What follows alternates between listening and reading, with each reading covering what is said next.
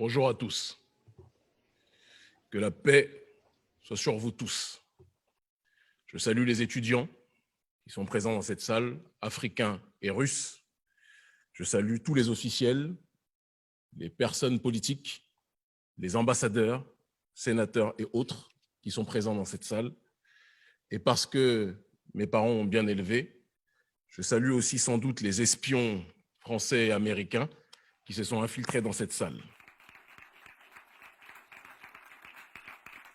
Je sais qu'ils ne me quittent jamais dans chacun de mes déplacements.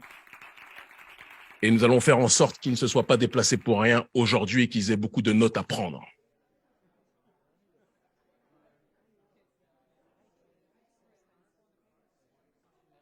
En préambule de mon allocution, il est important, je pense, de remercier d'emblée Anatoly Torkounov, le recteur de l'Institut des Relations internationales de Moscou, qui est un établissement légendaire et historique, celui que Henry Kissinger présentait comme le Harvard russe. Nous le remercions ainsi que le vice-recteur parce que l'initiative d'accueillir cet événement est très importante. Je dirais même plus, elle est déterminante et elle aura des répercussions à court terme, à moyen terme et à long terme dans le cœur et dans l'esprit et dans la vie de millions de gens. J'interviens aujourd'hui. Avant toute chose aussi, je pense qu'il est important de vous demander de vous applaudir pour votre présence aujourd'hui. Donc applaudissez-vous, n'hésitez pas. J'espère que le traducteur ou la traductrice fait bien son travail. J'interviens aujourd'hui en ma qualité de président de l'Organisation révolutionnaire africaine, Urgence panafricaniste, en tant aussi que leader d'opinion, écouté et suivi en Afrique et dans le monde par des millions de gens, et surtout en tant qu'homme noir, allergique, profondément allergique à toute forme de colonialisme et de paternalisme. Mon discours sera différent de celui du président de la CEDEAO qui est actuellement présent à Moscou, Umaro Embalo Sissoko, différent aussi du président de l'époque de l'Union africaine, Macky Sall, parce que mon discours sera franc. Seule la franchise peut permettre d'établir un partenariat rigoureux et solide sur la durée entre la Russie et l'Afrique. C'est le manque de franchise qui existe malheureusement entre nos dirigeants africains dans leurs échanges, dans leurs revendications avec les autorités russes qui entraîne parfois que le fait qu'on croit que nous sommes sur un même front alors qu'en réalité, nos dirigeants africains sont pour la plupart trop souvent cooptés par l'élite occidentale. La thématique générale de cet événement était Afrique-Russie, what next? Et ma thématique particulière à l'intérieur de ce forum, de cet événement historique, était le rôle du panafricanisme dans la résistance multipolaire à l'hégémonie et à l'impérialisme d'Occident. Autrement dit, avant de parler, et je le ferai, de la collaboration Afrique-Russie, il est important de parler du passé, du présent et des aspirations futures du peuple africain dans le monde dans lequel nous vivons. Car on ne peut pas comprendre la collaboration et les buts de la collaboration entre l'Afrique et la Russie si on ne comprend pas en priorité les aspirations de chaque partie. Pour mieux vous situer, parce qu'on dit toujours d'où tu parles, d'où vient ta réflexion, il est important de préciser que je suis issu d'une région dans le monde, l'Afrique que l'on présente comme l'Afrique francophone, une région colonisée avec violence, arrogance, insolence, indécence par l'élite de France qui a exploité des millions d'Africains, qui exploitent, qui pillent de manière professionnelle et systématique nos ressources issues de nos sols. Cette même France, ou du moins cette même oligarchie de France, qui a détruit la Libye, qui a assassiné le colonel Kadhafi, alimentant, générant, structurant le terrorisme et la déstabilisation au Sahel. Cette même élite de France, je différencie l'élite de France, j'y reviendrai tout à l'heure, du peuple français qui subit lui aussi les dérives de son gouvernement, cette même élite de France qui par la suite a l'arrogance de venir se présenter comme un pompier voulant éteindre le feu qu'ils ont pourtant allumé au Sahel. Cette même France, cette même élite de France qui nous impose son système génocidaire économique qu'est le franc CFA, qui avantage les entreprises françaises, les multinationales occidentales, mais empêche les populations africaines de commercer efficacement entre elles. Cette même élite de France qui nous impose des dirigeants marionnettes qui tuent leur peuple, tel que le président actuel, parce qu'il faut le dire tel qu'il est, le président actuel du Tchad, Mahamat Déby, soutenu par le président Macron, ce président Mahamat Déby qui assassine en masse sa population. Ou encore, et personne n'y verra du mal, je l'espère, sauf les espions américains et français peut-être dans cette salle, ou encore les dirigeants dirigés, que sont les présidents Alassane Dramane Ouattara, Macky Sall, ils sont nombreux, Patrice Talon, Mohamed Bazoum, Umaro Sissoko Embalo et tant d'autres, je ne peux pas tous les citer, la liste est trop longue, qui suivent les intérêts de l'Occident au lieu de suivre les intérêts des masses africaines. Je suis venu, je vous l'ai dit, pour dire la vérité au monde aujourd'hui, et c'est ce à quoi je vais m'employer. Je ne peux pas non plus passer sous silence, quand on parle d'Afrique, parler de sa diaspora, à travers Haïti, qui depuis la bataille de Vertières a été persécutée, a été isolée, a été humiliée, a été asphyxiée par l'élite occidentale et notamment, plus particulièrement, l'élite française et américaine qui aime voir notre peuple en bas dans cette région du monde. Je me présente donc en face de vous en tant que voix africaine qui porte dans son ADN les coups reçus, les persécutions subies par le violeur politique, économique, psychologique, pluriséculaire de l'Afrique que constitue l'élite occidentale et plus précisément, en ce qui nous concerne, le gouvernement français. Je précise bien oligarchie et gouvernement et non pas le peuple, car comme je l'ai dit, les masses occidentales, le prolétariat occidental subit aussi les dérives de son gouvernement, de leur gouvernement, et donc je ne veux pas généraliser, essentialiser la responsabilité des crimes commis par leurs élites.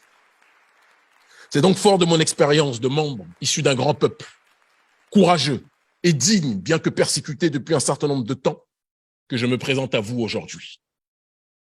Un peuple qui, parce que arnaqué par les sourires d'anges, alternant avec les coups meurtriers distribués depuis des siècles par l'Occident, n'acceptera plus jamais des partenariats viciés, de gens qui se présentent comme des amis alors qu'ils ne sont là que pour nous dépouiller.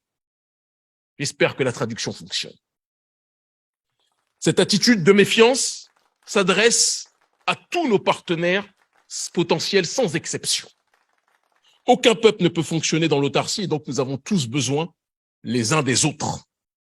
Mais la limite à cette interdépendance sera le respect ou l'irrespect vis-à-vis de nos peuples, vis-à-vis des principes de souveraineté et vis-à-vis aussi de nos diasporas. Car tout le monde, l'humanité entière, aime les ressources africaines, mais aux quatre coins du monde, les diasporas africaines vivent des problèmes de discrimination, de difficultés d'accès au logement, partout dans le monde, sans exception, et je pense que les vrais partenaires devront faire un effort pour accompagner de la meilleure façon possible nos diasporas. Et c'est dans le cadre de l'exploration, donc, de cette collaboration, venons donc maintenant à l'Afrique-Russie, après avoir placé le décor, de l'exploration, de l'analyse prospective, de la collaboration entre l'Afrique, ce grand peuple d'Afrique, et ce grand peuple de Russie, que je suis présent aujourd'hui. Comme nous, La Russie subit depuis trop longtemps, mais avec dignité, avec courage, une guerre qui ne dit pas son nom, orchestrée par l'oligarchie d'Occident. Une guerre qui a vu l'Union soviétique être démantelée lâchement par les trucages et autres manipulations lors de la chute du mur de Berlin. Ville de Berlin que nous autres Africains connaissons très bien, puisque notre continent a été découpé tel un gâteau lors de la conférence de Berlin en 1884 et 1885 par des gens qui ne voyaient pas les Africains comme des êtres humains, mais comme des sous-hommes qui devaient être colonisés, esclavagisés et maltraités. Nous avons donc, à travers Berlin, un profond point commun. Et je pense qu'il y en a d'autres raisons de ma présence ici aujourd'hui. Il est important, je pense, pour qu'on puisse se comprendre aussi que la Russie aujourd'hui, parce qu'on voit dans les médias occidentaux globalistes, ceux qui dirigent le monde, que la Russie est un pays impérialiste et agresseur qui dominerait, qui agresserait l'Ukraine. Or, ce n'est pas ce qui se passe. Nous savons tous pertinemment, parce que nous avons un cerveau pour réfléchir par nous-mêmes, que l'OTAN mène une guerre à tous ceux qui veulent la souveraineté, à tous ceux qui veulent l'autodétermination, à tous ceux qui veulent disposer de leur propre destinée. Et l'Ukraine, l'élite d'Ukraine, et non pas le peuple ukrainien, l'élite d'Ukraine a été instrumentalisée à travers Zelensky pour provoquer, pour encercler et pour tenter de nuire à la Russie. La Russie n'est pas dans une démarche d'attaquer, mais dans une démarche de se défendre. Un peu comme si il y avait des gens qui provoquaient une maison, qui lançaient des pierres depuis des années contre une maison. Les propriétaires de la maison ne réagissent pas, ils observent, ils disent toujours faites attention, un jour nous allons réagir. Et au moment où les propriétaires de la maison qui subissent des attaques, des jets de pierres violents, des cailloux sur la maison, ces propriétaires décident de sortir de la maison et de se défendre, les caméras sortent, surgissent et disent que les propriétaires de la maison agressent des pauvres innocents sans dire que ce qu'ils présentent comme les innocents étaient ceux qui avaient lancé des pierres au commencement. Personne n'est bête. Et les Africains voient le monde tel qu'il est. Et non pas tel que CNN ou France 24 ou BBC voudraient le voir. Il est important aussi donc de dire que vous avez votre Zelensky, mais nous autres Africains aussi avons nos Zelensky. Des dirigeants africains manipulés par l'élite occidentale qui aiment plus l'Occident que l'Occident s'aime lui-même. Ils sont plus attirés par la fastuosité de Paris, de Londres, de Rome, de Washington, que par les valeurs et la beauté traditionnelle de nos pays. Ces dirigeants, ces Zelensky locaux, nous les combattons aussi. Lorsque l'on parle de cette guerre que l'Occident mène au reste du monde, il est important d'insister sur le fait que la révolte des peuples souverainistes devra être le langage commun usité. Et lorsque l'on parle de révolte des peuples, il est important d'exposer, de clarifier la nature de la guerre. Parce que c'est une guerre mondialiste que nous connaissons. Certains disent ce n'est pas une... Non, c'est une guerre mondialiste. De l'oligarchie d'Occident contre le reste du monde, contre les peuples fiers. Si on ne le comprend pas, on ne saura pas où nous irons. Et dans la nature de cette guerre, ce n'est plus le bloc capitaliste contre le bloc communiste, c'est une évidence. C'est deux blocs. Le bloc des peuples traditionnels, ceux qui défendent leur identité, ceux qui défendent leur tradition, ceux qui défendent leur vision particulière du monde, contre le bloc globaliste néolibéral, économique et sociétal, matérialisé par ce qu'ils appellent le progressisme. Un Occident qui s'oppose à tout ce qui s'enracine dans la tradition, à tout ce qui entrevoit la métaphysique, l'immatériel, autrement dit Dieu, comme le principe suprême, mais qui préfère propager le matérialisme, la décadence, la dégénérescence, la destruction des valeurs des peuples, la destruction de la famille, la destruction de la croyance en Dieu, en divin, quel que soit le nom que vous lui donniez, quelles que soient vos religions, quelles que soient vos croyances. Un Occident dégénéré qui veut imposer son schéma de société au reste de l'humanité, et y compris à son propre peuple qui n'est pas toujours d'accord avec cette réalité. Quand je parle de tradition, je ne parle pas de coutumes humaines, mais de la tradition primordiale dont parlait notamment le métaphysicien René Guénon. Le principe originel de l'univers, la force nourricière et créatrice du monde. L'Occident a décidé de combattre ce principe et les peuples qui lui résistent sont diabolisés. La Russie en fait partie, la Chine en fait partie, les peuples africains, je ne parle pas des marionnettes à la tête de nos États, mais les peuples africains en font partie aussi. Et nous avons la nécessité, le devoir de nous unir face à ce cancer évoqué. Ce vent de résistance traverse donc, comme je l'ai dit, la Russie, l'Afrique, la Chine, le Venezuela, Cuba et d'autres pays au Moyen-Orient, au Proche-Orient, qui subissent très souvent des révolutions dites de couleur, qui sont des révolutions pro-Occident pour déstabiliser les États, pour imposer ce qu'ils appellent la démocratie, mais qui n'est rien d'autre qu'une gestion occidentale du pouvoir. J'insiste sur la nécessité que la révolte des populations soit coordonnée dans le respect strict des diverses souverainetés. Nous n'accepterons pas, nous autres Africains, c'est important de le préciser, sous prétexte de lutte contre l'Occident, de prendre comme nouveau maître ou comme nouveau colon la Chine, la Turquie, l'Iran ou la Russie. Nous voulons des partenaires frères qui respectent strictement notre souveraineté. Et je comprends que quand on a des dirigeants qui se comportent comme des serpillères en Afrique, ça ne donne pas envie au reste de l'humanité de nous traiter dans une démarche de souveraineté. Mais sachez que la population africaine, elle, souhaite profondément cette souveraineté et agira toujours pour que celle-ci puisse être respectée. Nous serons aussi regardants sur le principe évoqué par les autorités russes notamment de défense de la souveraineté. S'agit-il de la souveraineté populaire ou de la souveraineté des dirigeants? Je dis ça parce que, par exemple, au Togo, le dirigeant Faure Gnassingbé, marionnette de la France depuis de nombreuses années, est assez intelligent pour à la fois être dans la logique du colonialisme français et à la fois avoir des bons contacts et des bons contrats en armement avec le gouvernement russe.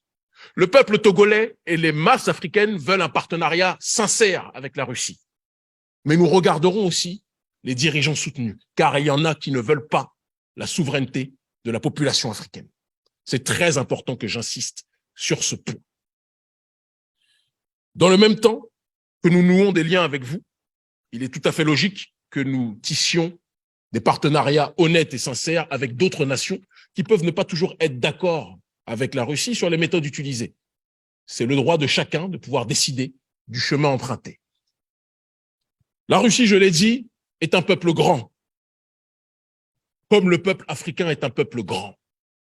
Les géants ont tout pour se comprendre, ont tout pour s'entendre. Il faut tracer sur le terrain scientifique, politique, technologique, des nouvelles voies pour avancer. Il y a un proverbe africain qui dit que l'immensité des ressources africaines que nous avons fait que le reste du monde a la montre, mais que nous sommes le temps. Et pour lire l'heure, pour lire le temps, nous avons besoin de la montre. Mais une montre sans le temps n'a aucune incidence, importance, aucun sens. Et donc, c'est la coordination, l'échange des différentes connaissances, des différents moyens, des différentes technologies qui permettront aux Africains et aux Russes d'avoir une collaboration des plus efficientes. Je terminerai mon propos en vous disant que si le gouvernement russe veut une collaboration radieuse avec l'Afrique, les autorités russes doivent véritablement parier sur la jeunesse africaine, comme certains l'ont déjà fait et je les en remercie. Car la jeunesse africaine constitue la majorité du peuple africain. Et contrairement aux dirigeants africains qui, lorsqu'il y a eu l'effondrement du mur de Berlin, vous ont tourné très rapidement le dos durant les années 90, par manque d'honnêteté, la jeunesse africaine, elle, est beaucoup plus sincère. Vous l'avez vu, beaucoup plus franche aussi.